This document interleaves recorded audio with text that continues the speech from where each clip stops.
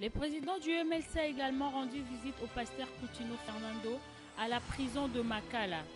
Cette visite était basée pour la détermination des véritables horizons de l'incarcération de l'homme de Dieu.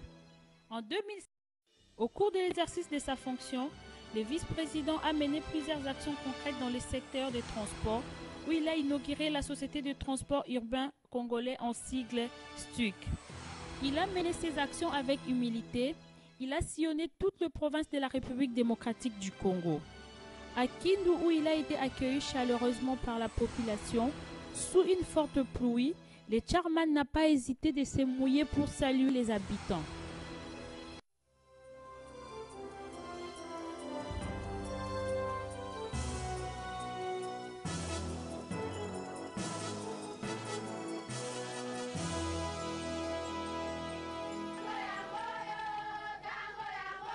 Le 24 mai 2008, sous un mandat scellé de la Cour pénale internationale, le sénateur Jean-Pierre Bemba est arrêté en Belgique sur l'affaire contre le procureur concernant les exactions commises par les soldats de Ange Félix Patassé et du général Bozizé en République centrafricaine. Après l'audience de confirmation de charges, le 29 juin 2009 a eu lieu la première audience de mise en liberté provisoire. Une assistance vêtue de blanc était présente pour soutenir les sénateurs. Dans la délégation, M. Jano Bemba Saolona. Confiance, bien sûr, les alliés vont te répondre. Confiance, les alliés. Nous avons ça là.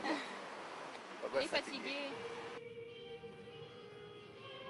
Le juillet 2009, il a plu à Dieu de rappeler à lui Papa Jano Bemba. Triste événement, le sénateur Jean-Pierre Bemba a obtenu une liberté provisoire pour assister à l'inhumation de son cher papa, le sénateur Jano Bemba Saolona. Malgré la situation douloureuse, la population de la diaspora n'a pas hésité de manifester sa joie par des cris et des applaudissements. Le sénateur Jean-Pierre Bemba Gombo, Madame Liliane Bemba Texera, a marqué de sa présence dans ce combat de la libération de la République démocratique du Congo. Proche de la population, femme infatigable, courageuse, compatissante, elle résiste à toute tempête et reste confiante pour une libération sans condamnation de son mari. Les Congolais de la diaspora d'Europe et d'ailleurs ont manifesté plusieurs fois pour la libération du leader de l'opposition. Des visites en car organisées pour assister aux audiences de la CPI en soutien au sénateur Jean-Pierre Bemba.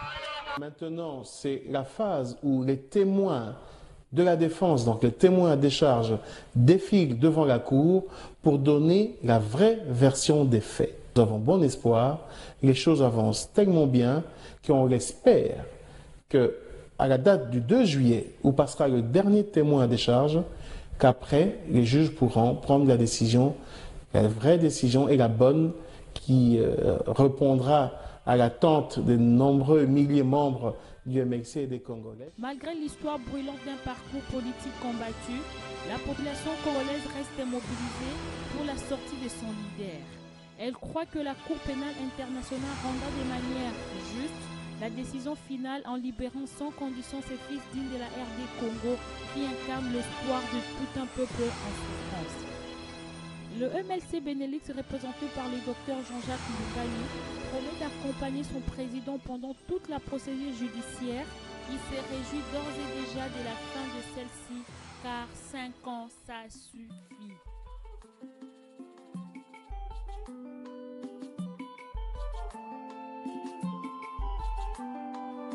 Esikelewe kita obolo ntine ya ololondi